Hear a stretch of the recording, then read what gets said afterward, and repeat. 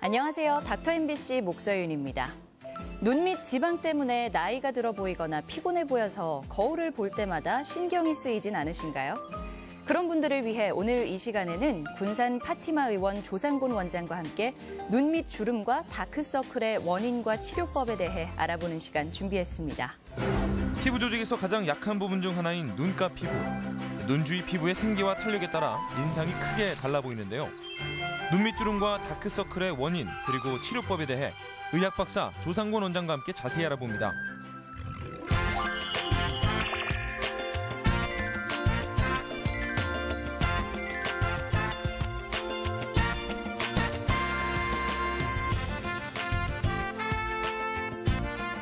안녕하세요, 원장님. 네, 안녕하세요. 네. 이 나이가 들면요. 주름도 고민이지만 눈 밑에 생기는 심술보 때문에 인상이 달라져서 고민인 분들도 있더라고요. 심술보라는 게 뭔가요? 네, 우리가 주위에서 보면은 눈 밑이 뿔룩하게 튀어나오신 분들 계시죠. 네. 대부분 나이 드신 분들 사이에서 그게 많고 또 간혹 젊은 분들에도 이런 현상들이 있죠. 네. 이것은 눈 밑에 지방 주머니가 밀려 나온 것인데요. 이렇게 눈 밑에 지방 주머니가 밀려 나오게 되면은 이것이 나이 들어 보이기도 하고 또 얼굴이 어둡게 보이기도 하고 또 이것이 심술궂게 보였다 해서 심술보 또는 심술 주머니라고 이렇게 부르는 경우도 있습니다. 네. 이게 왜 생기는 건가요? 이것은 주로 노화 현상 때문에 생기는데요. 네. 애교살하고 아까 비교를 하셨는데 애교살은 눈 밑에 근육이 속눈썹 바로 밑에서 근육이 붉어진 것이고 네. 이것은 눈 안쪽에는 지방이 밀려 나온 겁니다. 그래서 이것을 해부학적으로 보면은 우리 눈은 이 안구에 이렇게 들어있죠. 네. 이 눈 안구는 그러니까 안화뼈에 들어있죠. 그래서 안구는 이렇게 부드러운 재질인데 뼈는 딱딱하죠. 네. 그래서 부드러운 안구가 딱딱한 뼈 속에 들어있는 이런 형태가 되겠죠. 그래서 우리가 걷거나 뛰거나 할 때 충격에 의해서 뼈와 안구가 부딪히는 충격에 의해서 안구가 많은 충격을 받을 수 있으니까 예. 이것을 보호하기 위해서 우리 눈의 구조는 이 안구와 부드러운 안구와 딱딱한 뼈 사이에 지방이 들어 있습니다. 네. 그렇죠? 이 지방이 이제 충격을 보호하게 되는 것이죠. 그런데 이 지방이 뼈 밖으로 밀려 나오지 않아야 되겠죠. 네. 그래, 밀려지 않게 하는 그런 안전장치가 지방을 싸고 있는 막, 그리고 우리 피부를 덮고 있는 근육, 눈 밑에 근육들, 이런 것들이 지방이 뼈 밖으로 밀려 나오지 않게 하는 이런 장치를 하고 있는데 우리가 노화가 되면은 이 근육이 많이 이완이 되죠. 네. 눈 주위 근육이 이완되다 보니까 안으로 밀어줘야 될 지방, 밀어주는 힘이 약하게 되니까 밖으로 밀려 나오게 됩니다. 네네. 그래서 밖에서 보면은 그것이 눈 밑에가 뿔룩하게 보이는 것이죠. 그래서 이런 심술보를 만드는 원인은 노화가 1번이 될 수가 있겠고요. 예. 또 노화 이외에도 상악골 발달이 미약한 경우라든지 갑상선 질환이 있는 분들은 비교적 젊은 나이에도 눈 밑에 주름이 생긴다거나 이렇게 심술보가 생기는 경우가 있습니다. 그러니까 원래는 눈과 뼈 사이에 있는 지방이 이제 자리가 바뀌면서, 그러니까 튀어나오면서 눈 밑이 나오는 건데, 그러면은 이게 보기 싫다고 제거를 하잖아요. 그럼 원래 그 지방이 갖고 있는 뭐 기능적인 게 있을 텐데, 문제가 되진 않나요? 네, 그것이 한꺼번에 일시에 뭐 뼈 속에 있던 게 모두 다 나오는 것이 아니라 예. 일부만 나오기 때문에 기능적으로는 큰 이상은 없습니다. 제거를 해도요? 예. 그러면은 어떤 방식으로 눈 밑 지방을 제거하나요? 네. 이것이 치료하는 방법은 크게 두 가지가 있을 수 있는데요. 먼저 치료하는 것은 뭐 쉽게 생각하면 지방 없애주는 게 치료겠죠. 밀려나온 거 없애는 게 치료겠죠. 예. 그래서 이것 피부를 절개하고 치료하는 방법과 피부를 절개하지 않고 하는 치료 방법 이렇게 나눌 수가 있겠습니다. 네. 그것을 눈 하안검 절개술 아니면은 눈 밑 지방 교정술 이렇게 표현하는데요. 하안검 절제술은 우리 속눈썹 바로 아래를 절개해서 밀려나온 지방까지 접근해서 그 지방을 일부 제거해주고 또 네. 일부는 또 재배치켜주고 그리고 아까 피부가 근육이 이완된다고 그랬죠. 이완된 근육을 잡아서 눈 꼬리 쪽에 유안각에 팽팽하게 고정시켜주고 그리고 남는 피부와 근육을 절제해주는 이런 방법이 되겠습니다. 또 눈 밑 지방 교정술은 피부를 절개하지 않고 우리 눈을 뒤집어 보면 안에 빨간 판이 있죠. 네. 이 건판을 절개하고 들어가서 안쪽에 돌출된 지방을 찾아서 그 지방을 다시 뭐 재배치시켜준다거나 절제해주는 이런 수술 방법이 되겠습니다. 예. 그럼 눈밑 지방 치료를 하안금 절제술로 할지 아니면 이 지방 교정술로 할지는 어떻게 정하나요? 그렇죠. 일단 그 피부가 얼만큼 늘어졌냐가 기준이 될 수 있겠죠. 네. 만약에 피부가 많이 늘어져서 주름이 많이 생긴 경우에는 피부과에 절제를 해야 되니까 피부 밖에서 절제하는 그 방법이 좋겠고, 그러니까 절제술이 되겠죠. 예. 그리고 젊은 사람들 같은 경우에 그런 경우에는 안에서 지방만 절제하는 것이 더 깨끗하게 좋겠죠. 예, 그러면 하안검 절제술에 대해서 조금 더 자세히 이야기 나눠볼게요. 네. 아무래도 말씀하신 것처럼 밖에서 절제를 하는 거다 보니까 흉터나 부기가 신경이 쓰일 수밖에 없는데 이게 어느 정도나 생기나요? 네, 흉터는 뭐 거의 눈에 띄지 않을 정도까지 회복이 됩니다. 그래서 흉터 걱정 크게 안 하셔도 되겠고요. 또 부기는 수술 후에 이틀 정도는 부기가 좀 심해질 수 있습니다. 예. 이 기간에는 이제 냉찜질 하시는 것이 부기를 줄이는 방법이 되겠고요. 또 2, 3일 후에는 부기가 많이 줄어들기 시작하고 4일째는 대개 실밥을 제거하는데 이때쯤 되면은 부기가 많이 회복되어서 유출하는데 큰 지장이 없을 정도까지 부기가 회복이 됩니다. 네. 또 일주일 이후에는 또 화장도 할 수가 있겠고요. 예. 그리고 수술 후 3주간은 그 흉터 부위를 많이 비빈다거나 심한 마사지를 하면은 그 절개선이 다시 버릴 수가 있기 때문에 좀 조심을 하셔야 됩니다. 그리고 수술 후에 흉터는 크게 걱정 안 하셔도 되는데 네. 이 기간 한 3에서 6개월 정도 지나면은 거의 눈에 띄지 않을 정도까지 검이 희미해집니다. 예, 그런가요? 또 다른 치료 방법으로 눈밑 지방 교정술 이야기해 주셨잖아요. 이건 어떤 분들이 받는 건가요? 네, 이것은 피부를 절개하지 않고 눈 안으로 해서 늘어진 지방만을 제거하는 수술이기 때문에 네. 먼저 피부가 늘어지지 않아야겠죠. 그리고 애교살이 예쁘게 있는 분들이 네. 애교살을 손대고 싶지 않은 경우, 그런 경우에는 또 안으로 지방만 제거하는 눈밑 지방 교정술을 받습니다. 예. 또 세 번째로 그 젊으신 분들이 이 피부 바깥쪽으로 칼자국을 전혀 남기고 싶지 않을 때, 네. 이때도 눈 안으로 하는 교정술을 받게 되겠고요. 또 옛날에 과거에 눈밑 지방 절제술을 했는데 다시 재발한 경우에도 지방만 제거하기 위해서 그런 수술을 하는 경우도 있습니다. 또 20, 30대 젊은 분들이 이 다크서클이 심해서 다크서클 교정을 위해서도 이런 수술을 많이 하고 있습니다. 다크서클 교정을 위해서도 지방 교정술 받는다고요? 네. 그러면은 다크서클하고 눈밑 지방하고 연관성이 있는 건가요? 네, 연관성이 있습니다. 눈 밑에 지방이 붉어져 나오게 되면은 지방 주위에 그림자가 끼게 되겠죠. 예. 이 그림자가 이 다크서클로 보이는 것이죠. 그래서 다크서클과 지방 돌출과는 밀접한 관계가 있습니다. 예. 흔히 다크서클 하면 피곤해서 생긴다고 알고 있는데 원인이 다양한가 봐요? 네, 그렇죠. 다크서클은 일단 그 방금 말씀드린 지방이 돌출돼서 생기는 경우도 있고, 네. 그리고 눈 밑에 안화 주위에 함몰되어 있는 경우가 있죠. 안화 함몰이라든지 또 얇은 피부가 있는 분들, 이런 분들은 공통적으로 피부에 굴곡이 생길 수가 있습니다. 그런 굴곡에 의해서 그림자 생기기 때문에 다크서클로 보일 수가 있고요. 예. 또 방금 말씀드린 뭐 피곤하다거나 다른 여러 가지 이유로 해서 눈 주위에 색소 질환이 생기는 경우가 있습니다. 네. 그런 색소 침착에서 다크서클이 생길 수도 있습니다. 예. 그렇지만 대부분 젊은 사람들 같은 경우에는 물론 피곤해서 생기는 경우도 있고 아니면은 안화 주위가 함몰된 부위이기 때문에 다크서클이 생기는 경우가 많고요.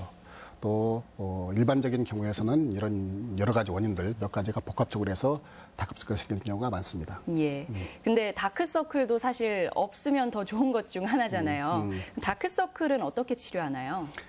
네, 색소 침착에서 생긴 다크서클 같은 경우에는 톤이나 아니면은 다른 미백 주로 호전이 되고요.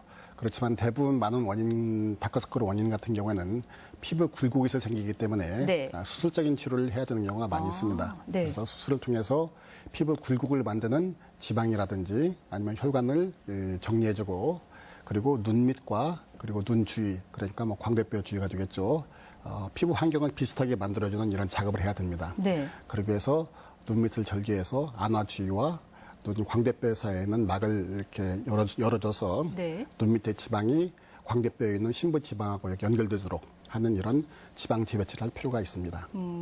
그러니까 다크서클 때문에 수술까지 필요할 수도 있다는 말씀이신 건데 눈밑 지방을 재배치한다고 말씀하셨잖아요. 네. 이게 어떻게 가능한 건가요?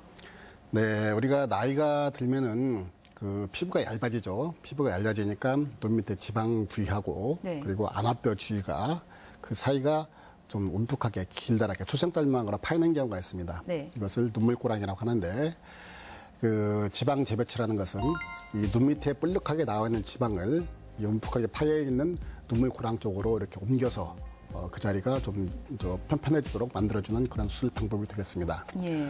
하안감 성형 수술 이후에 이 눈물 고랑이 깊이 남아 있으면은 그 좀 얼굴이 어둡게 보이고 또 나이 들어 보는 원인이 됩니다. 그래서 이런 현상을 없애기 위해서 수술 시에 눈 밑에 있는 지방을 아래쪽으로 깔아서 눈물 고랑 쪽에 배치해줘서 눈물 고랑을 옅게 만드는 이런 수술을 대부분 같이 하는데요. 간혹 가다가 눈 밑에 있는 지방만 가지고는 눈물 고랑을 채우기에 부족한 경우가 있습니다. 네. 그런 경우에는 다른 부위에서 지방을 채취해서 지방을 이식해주기도 하고 또는 어떤 경우는 필러를 사용해서 눈물 고랑을 채워주기도 합니다. 네, 오늘 말씀 통해서 다크서클이 눈 밑 지방 때문에 생길 수 있다는 걸 또 배워가네요. 네, 오늘 이 시간에는 의학박사 조상곤 원장과 함께 눈 밑 지방 그리고 다크서클 이것들을 치료할 수 있는 방법까지 알아봤습니다. 고맙습니다, 원장님. 네, 감사합니다.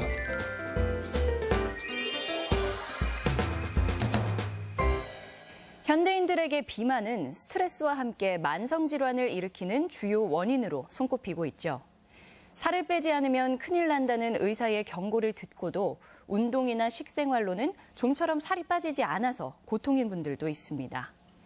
고도비만인의 경우 실제로 본인의 의지만으로는 비만을 벗어나는 데 한계가 있다고 하는데요. 대자인병원 이세열 과장과 함께 질병 치료를 목적으로 하는 비만 대사 수술에 대해 알아봅니다. 흔히 미용 목적으로 오해를 받는 고도비만 수술. 그러나 고도비만으로 각종 질환을 앓는 환자들에겐 건강을 지켜주는 가장 효과적인 치료법입니다. 고도비만과 관련 질환을 치료하는 비만 대사 수술에 대해 외과 전문의 이세열 과장과 함께 이야기 나눠봅니다.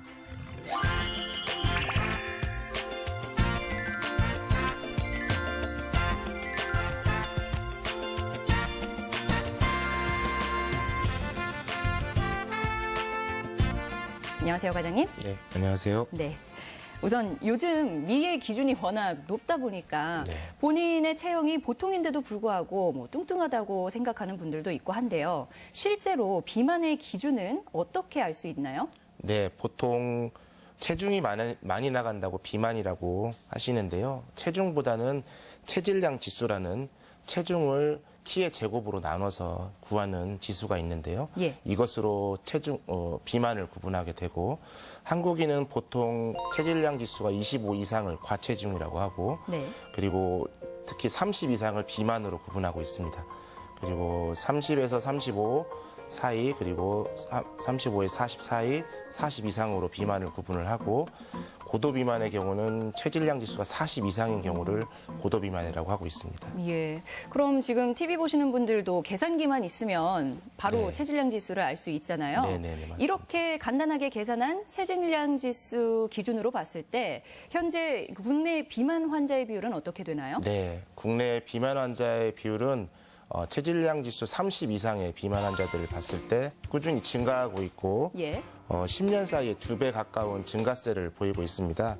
그리고 그중 고도비만의 환자 수도 증가하여 2007년 기준으로 2만 4천 명이 넘는 환자가 있는 것으로 파악이 되고 있고 앞으로도 꾸준히 증가할 것으로 예상이 됩니다. 예. 뭐 10년 동안 거의 2배가 돼가고 있고 앞으로도 꾸준히 증가할 거라고 하셨는데 어떤 부분 때문에 계속 비만 환자가 증가할 거라고 보시는 건가요? 네, 지금 뭐 전체적으로는 식습관이 서구화되고 예.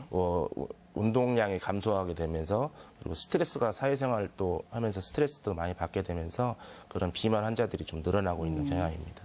예. 이렇게 비만 환자가 계속 증가하고 있어서 뭐 사회적으로도 계속 이슈가 되고 있잖아요. 네. 근데 이런 데는 이제 비만 환자가 여러 가지 성인병을 또 같이 갖고 있기 때문이죠. 네, 맞습니다. 비만과 관련된 질병은 아주 많습니다. 그중에 특히 심혈관계 질환하고 당뇨병이 또 크게 문제가 될 수가 있고요. 네.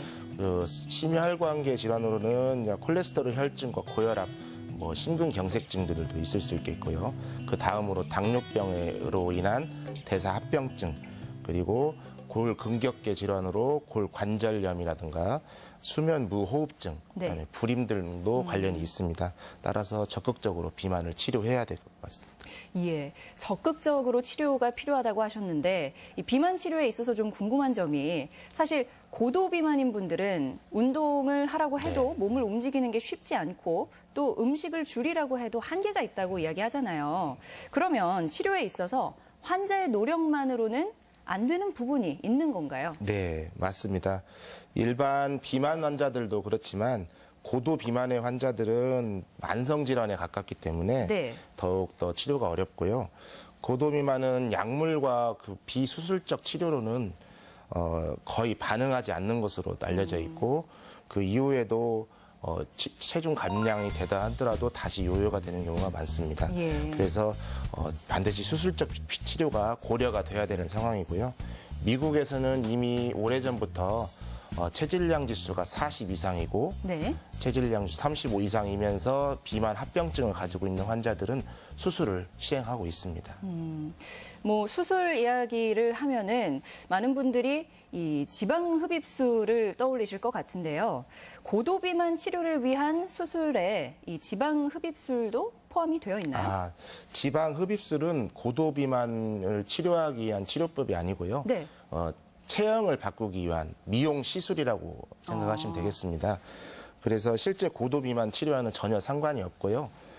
고도 비만 수술은 이런 미용 목적이 아니라 네. 어떻게 보면 생명을 살리는 수술이라고 이해하시면 되겠습니다. 네. 그럼 고도 비만 수술이라는 건 어떤 수술을 이야기하는 거죠? 네, 고도 비만 수술은 음식물 섭취를 제한하는 방법과 섭취된 음식물의 흡수를 저해하는 방법으로 크게 나눠지고 이 두 가지를 같이 하는 방법도 있습니다. 수술 네. 방법으로는. 그래서 크게 이미 잘 알고 계신 위 밴드 수술이라든가 최근 많이 시행되고 있는 위 소매 절제술 그리고 고도 비만 수술의 표준 술식으로 알려져 있는 위 우회술 같은 수술이 있겠습니다. 예. 뭐 위 밴드 수술 그리고 위 소매 절제술, 위 우회술 얘기해 주셨는데요. 이 세 가지가 어떻게 다른가요? 첫 번째로 위 밴드술은 위를 동그란 밴드로 둘러싸서 음식 섭취를 제한하는 것이 위 밴드 수술이고요. 예. 두 번째로 최근 증가하고 있고 전 세계적으로 많이 시행하고 있는 방법으로 위 소매 절제술인데 이 방법은 위를 튜브 형태로 작게 만들어서 역시 음식 섭취를 제한하는 그런 수술 방법입니다. 네. 마지막으로 위 우회술은 위의 일부를 절제하고 그것을 소장부에 연결시켜서 하는 방법으로 말씀드린 대로 고도 비만 수술의 표준 치료라고 할 수 있겠습니다. 그러면 소개해 주신 수술 방법 중에서 환자가 어떤 것을 받을지는 어떻게 선택하게 되나요? 네, 수술 방법 선택은 환자의 동반 질환이라든지 네. 아니면 가임기 여성 뭐 여러 가지들을 고려해서 네. 선택할 수가 있고요. 환자가 어떤 수술을 또 원하는지도 또 고려 대상이 될 수가 있습니다. 그리고 환자의 식생활 습관이라든가 네. 이런 자기 관리 정도 등도 또 영향을 미칠 수 있고요. 이런 것들을 종합적으로 고려해서 수술 방법을 결정하고 그렇게 결정된 방법에 의해서 시행해야 수술 후 합병증도 예방될 수 있고 수술한 이후의 관리에도 또 많은 도움을 줄 수가 있겠습니다. 예. 이제 소개해 주신 수술 방법 중에 위 밴드 수술이 고 신해철 씨가 받은 수술이잖아요. 네, 맞습니다. 예. 뭐 그 문제는 오늘 주제와는 좀 다른 쟁점이긴 하지만 이렇게 뭐 부작용도 있을 수 있고 하다 보니까 많은 사람들이 걱정을 하잖아요. 네. 근데 사람들이 생각하는 것처럼 이 위 수술이 많이 위험한가요? 네, 이제 최근에 그 유명 가수 신해철 씨께서 사망하시면서 이제 위 밴드에 대한 좀 부정적 의미가 좀 많아지고 하는데 사실상 수술 안전도로만 따지면 위 밴드가 가장 안전한 수술이기도 합니다. 그러나 위 밴드와 위 소매 절제술, 위 우회술을 비했을 때 위 밴드는 수술 안정도는 높지만 효과가 좀 적고 그리고 살이 효과 나타나는 기간까지 또 기간이 많이 길어지게 돼서 그 안에 또 여러 가지 부작용이 발생할 수가 있습니다. 그래서 이런 부작용들을 지금 최소화하고 효과를 높이기 위해서 최근에 그 저희 대한 비만 대사 외과 학회에서는 인증의제들을 통해서 네. 거기서 인증 제도를 통과한 의사들만 비만 수술을 할 수 있도록, 그리고 더불어 병원에 대한 인증 평가도 같이 진행하면서 그런 수술의 안정성을 더욱더 높이려고 노력하고 있습니다. 그러면은 이 위 수술을 받고 나면 가지고 있던 뭐 심혈관 질환이라든지 네. 대사성 질환이 네. 개선되나요? 예, 수술 받은 환자에서 비수술적 치료를 받은 환자에 비해서 당뇨병이라든가 심혈관 질환에 네. 그리고 고지혈증 이런 질환들의 호전 정도를 많이 확인할 수가 있습니다. 예. 또 그러기 위해서는 수술을 받고 나서도 꾸준한 관리가 필요하겠죠? 네, 맞습니다. 이 수술을 받더라도 단기간에 체중 감량이 이루어지더라도 당뇨라든가 고혈압이 호전이 있지만 네. 정기적으로 유지하고 합병증을 또 줄이기 위해서는 환자 개개인의 노력 그리고 또 의료진의 적절한 처치가 같이 동반이 돼야 됩니다. 예. 그래서 수술만 한다고 완전히 비만 문제가 해결되는 것이 아니라 평생 관리를 해야 된다는 생각은 가지고 계셔야 됩니다. 네, 오늘 비만 대사 수술에 대해서 알아봤는데요. 비만으로 고민이셨던 분들에게 도움이 됐길 바랍니다. 예, 지금까지 외과 전문의 이세열 과장이었습니다. 고맙습니다, 과장님. 감사합니다.